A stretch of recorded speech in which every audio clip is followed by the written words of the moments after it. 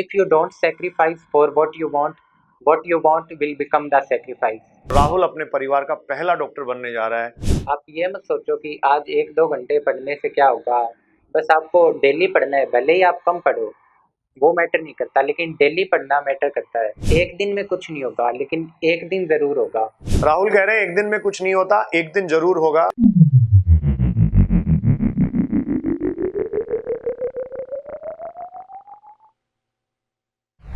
दोस्तों नमस्कार। सफलता पानी हो, जिंदगी में बड़े मुकाम को हासिल करना हो और अपने आप को दुनिया में साबित करना हो, स्थापित करना हो, तो त्याग करना पड़ता है। कई बार बहुत छोटी छोटी चीजें हमारा बड़ा इंटरेस्ट होती हैं, बहुत छोटी छोटी चीजों पे हमारा बहुत ध्यान होता है, बहुत मन हमारा उन पे होता है, लेकिन एक दौर ऐसा आता है जब हमें उन चीजों को छोड़कर अपने लक्ष्य के प्रति सजग रहते हुए आगे बढ़ना होता है। एक बेहतरीन उदाहरण आपके सामने मैं पेश कर रहा हूं। राहुल चौधरी मेरे साथ हैं, राजस्थान के हनुमानगढ़ के रहने वाले हैं। गुरु कृपा के इस बेटे ने 700 नंबर हासिल किए हैं नीट यूजी 2022 के रिजल्ट में, और ऑल इंडिया राहुल की 95th रैंक है, 95वीं रैंक है। देश के 100 प्रतिष्ठित बच्चों में जो अंडर 100 रैंक हासिल आपने की है राहुल। इस रैंक को हासिल करने के बाद और इतने बड़े रिजल्ट के बाद सबसे पहले तो आपकी अपनी खुशी कैसी है, आपको कैसा महसूस हो रहा है, घर वाले और बाकी के जितने सारे आपसे मिलने जुलने वाले लोग हैं उनकी प्रतिक्रियाएं कैसी आ रही हैं, कैसा आपको महसूस हो रहा है?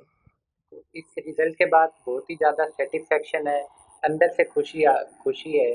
जो हमने मेहनत की थी, पूरे साल मेहनत की थी, वो फाइनली रंग लाई है। पेरेंट्स बहुत खुश हैं।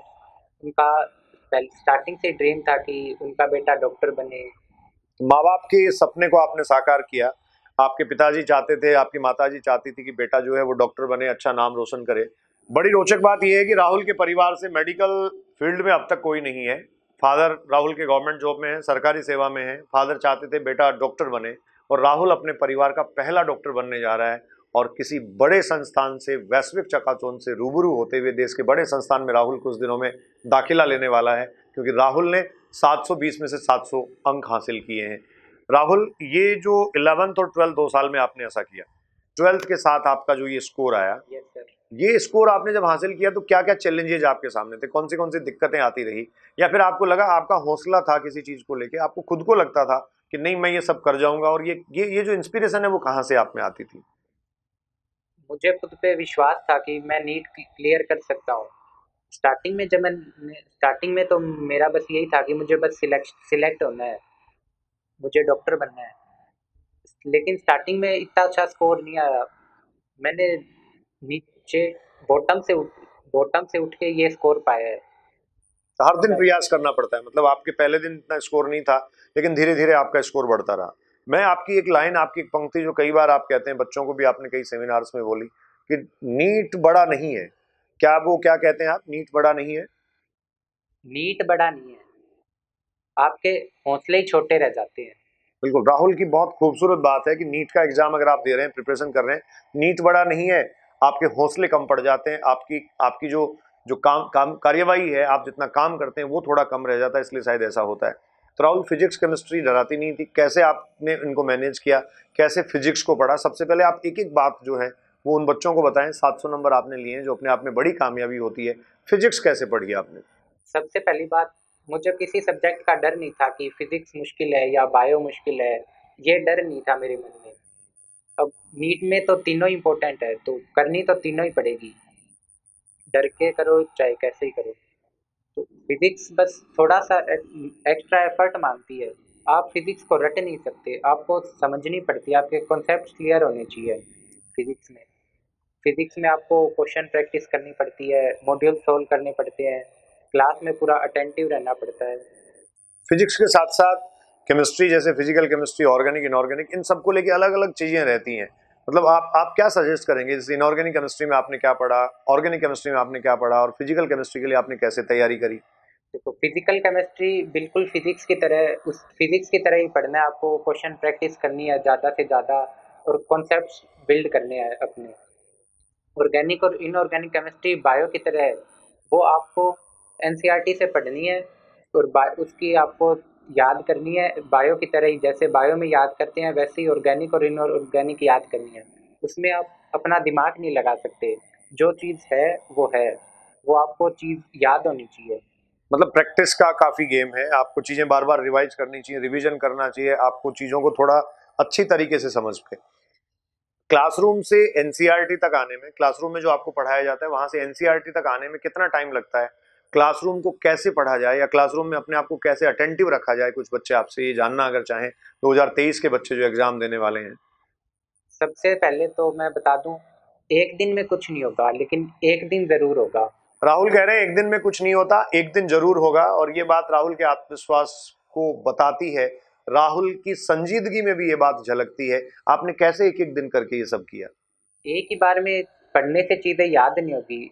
जब आप उनको बार बार रिवाइज करोगे, उन्हीं सेम चीज़ों को बार बार पढ़ोगे, तो वो आपकी परमानेंट मेमोरी में चली जाएगी। आपको बहुत ज़्यादा चीज़ें नहीं पढ़नी, आपके पास एक लिमिटेड कंटेंट है, उसी चीज़ को आपको बार बार रिवाइज करना है, उसी को आपको बार बार पढ़ना है। राहुल कह रहे हैं चीजों को अगर आप बार बार रिवाइज करेंगे तो लॉन्ग टर्म मेमोरी में, परमानेंट मेमोरी में चली जाती हैं, और चीजों को अगर आप आधा अधूरा पढ़ते हैं, थोड़ा कम पढ़ते हैं, तो वो शॉर्ट टर्म मेमोरी में रहता है। राहुल, बायोलॉजी की एनसीईआरटी कैसे पढ़ी जाए? बच्चे बायोलॉजी की एनसीईआरटी पढ़ते हैं, बहुत सारे बच्चे तो दावा करते हैं कई बार कि हमने पढ़ रखा है, उसके बाद में मार्क्स नहीं आ पाते। तो आपने बायोलॉजी की एनसीईआरटी कैसे पढ़ी? बायोलॉजी की एनसीईआरटी समझने के लिए सबसे पहले आपको नोट्स समझे हुए होने चाहिए। जो टीचर बताते हैं, जो नोट्स लिखवाते हैं, वो नोट्स पढ़ने हैं आपको सबसे पहले। उसके बाद एनसीईआरटी पे आना है। और एनसीईआरटी में ऐसा है कि आपको कोई भी लाइन स्किप नहीं करनी। एनसीईआरटी की हर एक लाइन पढ़नी है, हर एक लाइन से क्वेश्चन बन सकता है। जब आप पढ़ो तो सोचो कि इस लाइन से क्या क्वेश्चन आ सकता है और ये लाइन क्या कहना चाहती है। और बायो में क्वेश्चन डायरेक्ट लाइन एनसीईआरटी की लाइन से ही आएंगे। जब क्वेश्चन डायरेक्ट लाइन से हो तो उसमें आपको एक्स्ट्रा नहीं सोचना, उसमें आपको बस एनसीईआरटी के अकॉर्डिंग ही अपना आंसर देना है। राहुल का कहना ये है कि एनसीईआरटी की जो स्टेटमेंट्स हैं, लाइन्स हैं, उनसे सीधे क्वेश्चंस आते हैं, तो उनमें आपको ज्यादा अप्रोच नहीं करना होता, सीधा आंसर देना होता है। लेकिन कई बार किसी पैराग्राफ से, लाइन से, किसी टॉपिक से, डायग्राम से, लॉजिक से इनसे क्वेश्चंस फ्रेम किए जाते हैं। तो जो फ्रेम्ड क्वेश्चन होते हैं वो आपका कहना है क्लासरूम से ही सीखे जा सकते हैं, क्लासरूम है, नोट्स है, उनके थ्रू ही सीखे जा सकते हैं। बायोलॉजी की प्रैक्टिस के लिए क्या करें? कितनी प्रैक्टिस बायोलॉजी में जरूरी है? बायोलॉजी के लिए प्रैक्टिस आपकी आपके एनसीईआरटी टिप्स पे हो जानी चाहिए। आप बहुत ज़्यादा बार पढ़ोगे, लाइक 15 to 20 टाइम्स आप एनसीईआरटी पढ़ लोगे, जिससे आपको चीज़ें याद होगी। नीट यूजी 2022 के रिजल्ट में 720 में से 700 नंबर लाने वाले राहुल चौधरी का कहना है, राहुल ने 95वीं रैंक हासिल की है, ट्वेल्थ के साथ साथ ही रैंक हासिल की और ये स्कोर किया। लेकिन ट्वेल्थ के बारे में बिल्कुल नहीं सोचा। 94% आपने ट्वेल्थ में मार्क्स लिए, हासिल किए, बहुत ज़्यादा प्लान किए बिना। तो जो बच्चे बोर्ड की प्रिपरेशन करने को लेकर एक एक अलग से एक स्ट्रेस लिए रहते हैं, उनके बारे में आपका क्या मानना और उनको क्या मैसेज आप देना चाहते हैं? देखो, बोर्ड के बारे में बिल्कुल भी टेंशन नहीं लेनी।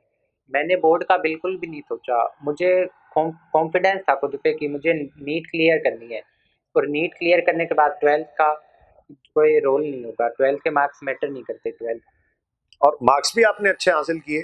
तो आप वो जो पेपर्स होते थे ऑब्जेक्टिव सब्जेक्टिव, उन्हीं के थ्रू आपने ट्वेल्थ अपना प्रिपेयर किया या कुछ स्पेसिफिकली कुछ अलग से आप ऐसा कर पाए? स्पेसिफिकली कुछ नहीं किया। जब बोर्ड के एग्ज़ाम से पहले जो हमारी हमारे सिस्टम ने हमें करने के लिए कहा, जो टेस्ट सीरीज़ चलाई, बोर्ड टेस्ट सीरीज़, बस वही की थी। और जैसे एग्ज़ाम से पहले 3-4 दिन ही पढ़े थे बस। पूरे साल कुछ बिल्कुल भी नहीं सोचा था बोर्ड के बारे में। जब एग्ज़ाम आए उनसे 3-4 दिन पहले पढ़े थे बस। तो राहुल, आप क्या मानते हैं संस्थान का, संस्थान के एटमॉस्फेयर का, यहाँ के माहौल का, study material, content, classrooms, motivation, कितना बड़ा रोल इस संस्थान का आपकी सफलता में है? आपकी सफलता में किसका रोल सबसे ज्यादा है? मुझे जीसीआई के बारे में तो हर चीज़ परफेक्ट लगती है। यहाँ के टीचर्स, यहाँ का सपोर्ट सिस्टम, यहाँ का कंटेंट, मॉड्यूल, टीचर्स भी काफ़ी कोऑपरेटिव है। और इंस्टीट्यूशन का काफ़ी अच्छा, काफ़ी पॉजिटिव रोल रहा मेरी इस सक्सेस के पीछे। जब भी मुझे कोई प्रॉब्लम होती थी, टीचर्स हमेशा अवेलेबल रहते थे डाउट काउंटर्स पे, या मोटिवेशनल इमोशनली भी सपोर्ट करते थे। राहुल कहते हैं कि हर दिन कोशिश करनी चाहिए, छोटे छोटे प्रयास बड़ी सफलता का आधार बनते हैं। कैसे राहुल? आप ये मत सोचो कि आज 1-2 घंटे पढ़ने से क्या होगा। बस आपको डेली पढ़ना है, भले ही आप कम पढ़ो, वो मैटर नहीं करता, लेकिन डेली पढ़ना मैटर करता है। आप 1 की पावर 365 करोगे तो आंसर 1 ही आएगा। लेकिन अगर आप 1.01 की पावर 365 करोगे तो उसका आंसर 37.7 आएगा। सीधा डिफरेंस। सीधा डिफरेंस, बहुत कैलकुलेटिव बेसिस के साथ बात बताई। स्मॉल एफर्ट्स आपके जो हैं वो कैसे बिग रिजल्ट्स में कन्वर्ट होते हैं, बड़े परिणामों में ये परिवर्तित होते हैं, ये राहुल ने बताया। देखिए, राहुल के व्यवहार में, राहुल के बोलने में जितनी संजीदगी प्रतीत होती है, उतना ही संजीदा और सिंसियर राहुल रहे हैं अपनी पूरी स्टडीज के दौरान, पूरी तैयारी के दौरान। और इनका ये जो तैयारी का समय था, इस तैयारी के समय में राहुल ने कई सारे अप एंड डाउन्स देखे। कई बार आपके मार्क्स कम आते थे या मार्क्स कई बार ज़्यादा आते थे, तो कम मार्क्स जब आते थे तब आपको कैसा लगता था और क्या आपकी प्लानिंग रहती थी आगे के लिए? और अगर किसी दिन ज़्यादा आ गए तो क्या खुशी के मारे पढ़ाई नहीं की थी, करते थे आगे के लिए? करते थे, रेगुलर रहते थे। और ऐसा नहीं था कि मार्क्स हर बार ही इम्प्रूव होते हैं, हर बार ही आपके ज़्यादा मार्क्स आते हैं, आपने जितना सोचा उतने मार्क्स आ जाएंगे। कभी कभी आप बहुत ज़्यादा मेहनत करोगे लेकिन मार्क्स कम आएंगे, तो उस चीज़ से आपको परेशान नहीं होना, डिप्रेस नहीं होना। दुख तो होता है थोड़ा बहुत, लेकिन वो बस पेपर वाले दिन तक ही होता था। अगले दिन सुबह मैं फिर काम पे लग जाता था पूरी लगन से। कुछ भी, मैं अपने पेरेंट्स से सारी बातें शेयर करता था, जो भी मैंने सोचा था, जो मैंने मेहनत की थी, जो भी मैंने गलतियाँ की, सब मैं अपने पेरेंट्स से शेयर करता था। वो मुझे काफ़ी सपोर्ट करते थे। मुझ पर किसी चीज़ का प्रेशर नहीं था कि तुझे इतने मार्क्स लाने हैं या तुझे बहुत अच्छा करना है। मुझे अंदर से ही था कि मुझे कुछ करके दिखाना है, मुझे अपना बेस्ट देना है, चाहे जैसा भी हो। लास्ट में रिजल्ट जो भी रहे, मुझे बस मेरा बेस्ट देना है, मेरी तरफ से कहीं कमी नहीं रह जानी चाहिए। राहुल कभी किसी दबाव में नहीं रहे, राहुल के दिमाग में बिल्कुल भी कभी कोई किसी तरीके की चीज ने, बात ने स्ट्रेस पैदा नहीं किया। लेकिन हाँ, राहुल का मानना ये है, ये कह रहे हैं और ये चाहते थे और इन्होंने कर भी दिखाया कि कभी किसी तरीके का स्ट्रेस नहीं लेते हुए आप कैसे कामयाबी हासिल कर सकते हैं। इनके दिमाग में सिर्फ एक बात थी, इनको एक धुन सवार थी कि हाँ, मुझे मेरा बेस्ट करना है, हाँ, मुझे मेरे बेहतर प्रयास करने हैं। नीट 2023 के एस्पिरेंट्स के लिए राहुल, कोई मैसेज आप देना चाहें, कोई बात उनके लिए कहना चाहें? मैं एक कोट बोलना चाहूँगा, if you don't sacrifice for what you want will become the sacrifice. Addictions हमें भी थे, मन हमारा भी भटकता था, डिस्ट्रैक्शंस हमें भी थे, लेकिन हमने उन पे कंट्रोल किया। बीच में मैं याद आपको दिला दूं, राहुल गेम्स के बड़े शौकीन हैं। आपको मोबाइल गेम्स और मूवी, जो इंडोर गेम्स हैं और जो कुछ जो गेम्स होते हैं, इनको इनको खेलने की बड़ी एक एडिक्शन है, जहां तक मैंने सुना है। और आप खुद इन बच्चों को बताएं कि देखिए, सेक्रीफाइस जब करा जाता है तो अपनी सबसे ज्यादा चाहने वाली चीज और आपको जो सबसे ज्यादा एंजॉय करती है, जो सबसे ज्यादा इंटरेस्ट जिस चीज में होता है, उसको एक बार छोड़ना पड़ता है और उसके बाद आप उसको कैसे एंजॉय कर सकते हैं। तो गेम्स को लेके क्या कहना है आपका, गेम्स और मूवीज? मोबाइल गेम्स तो मेरी पहली चाहत थे, मुझे बहुत ही ज़्यादा पसंद थे गेम्स। लेकिन मेरी पढ़ाई में सबसे बड़ी दिक्कत भी वही थे, सबसे बड़ी ऑब्स्टेकल ही वही थे। तो मैंने 1 साल के लिए सब कुछ छोड़ दिया, जो भी चीज़ मुझे पढ़ाई से दूर करती थी, मैंने उन सब चीज़ को सैक्रिफ़ाइस कर दिया, उन सब चीज़ों को मैंने त्याग दिया। आपने अपनी स्टडीज के दौरान, 11th-12th के दौरान मोबाइल पे गेम्स नहीं खेले? आप गेम से दूर रहें? 11th ऑनलाइन थी, घर पे ही थे, तो मोबाइल में ही क्लास लेनी होती थी, तब कंट्रोल करना मुश्किल था। थोड़ा गेम खेल लेता था मैं बीच में, लेकिन जब मैं 12th में ऑफलाइन आया, तब मैंने सोचा कि मेरी 11th वीक है, और अगर अब मैंने नादानी की तो अब मुश्किल होगा काम। तो मैंने पूरे सिंसियर एफर्ट्स किए, 1 साल में बिल्कुल भी मोबाइल नहीं चलाया, बिल्कुल गेम्स नहीं खेले, सिर्फ पढ़ाई पे फोकस किया। इधर उधर से जो गेम्स खेलने वाले बच्चे और किसी तरीके की कोई मोबाइल डिवाइस या किसी को खेलता देखकर भी कभी आपका मन नहीं किया, आपके मन में कभी नहीं आया कि थोड़ा गेम एक बार खेल ही लेता हूँ? मन तो करता था, साथ वाले बच्चे भी खेलते थे, लेकिन सेल्फ कंट्रोल था, वो एक इनर मोटिवेशन था कि नहीं, मुझे कुछ करना है। अब अगर मैं अभी गेम खेलूंगा तो मैं बाद में नहीं खेल पाऊंगा। जैसे कि पूरे साल भर में मेरा स्क्रीन टाइम 12 से 13 घंटे होगा, लेकिन अब पूरे मेरा 1 साल का? मैं पूरे आपको फिर याद दिला दूं, राहुल जो है वो मोबाइल गेम्स के और मूवीज के बड़े शौकीन हैं। लेकिन फिर भी राहुल का कहना है कि पूरे 1 साल का टाइम 12 से 13 घंटे, एक दिन की बात नहीं, 1 साल की बात हो रही है जिसमें 12 महीने होते हैं, 12 से 13 घंटे टोटल स्क्रीन टाइम आपका था। और उसके ठीक बाद, एग्जाम होने के ठीक बाद?